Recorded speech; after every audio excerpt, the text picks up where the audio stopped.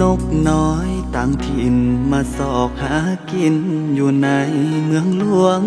จากพี่น้องคนพักเคยควง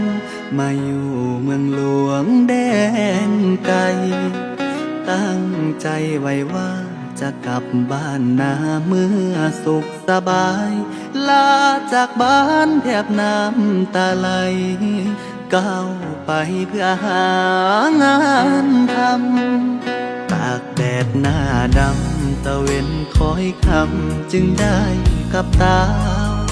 มาพักอยู่ในห้องเศร้า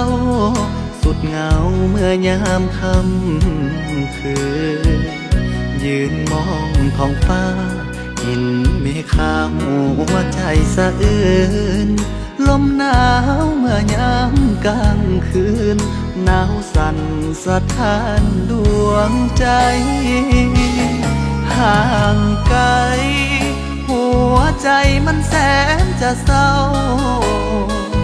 คิดถึงภาพเก่าเมื่อเฮานั้น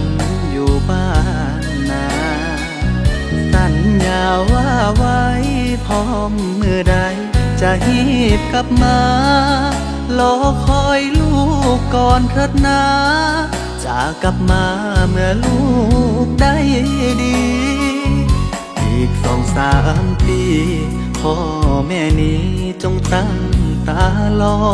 จะหอบเงินไปฝากแม่พ่อเก็บเงินพอจะหีบคืนบ้านสงกรานต์ปีหน้า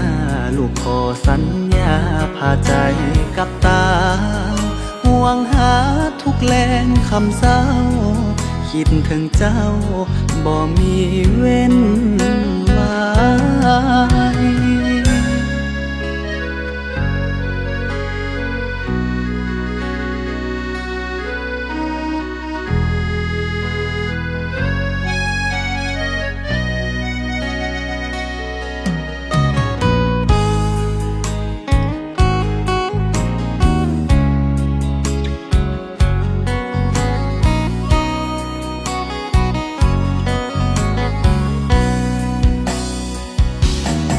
ห่างไกล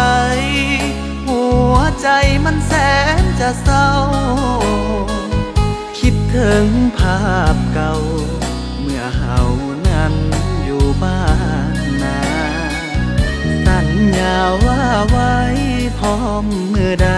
จะหีบกลับมารอคอยลูกก่อนเถิดนาจะกลับมาเมื่อลูกได้ดีอีก2-3 ปีพ่อแม่นี้จงตั้งตารอ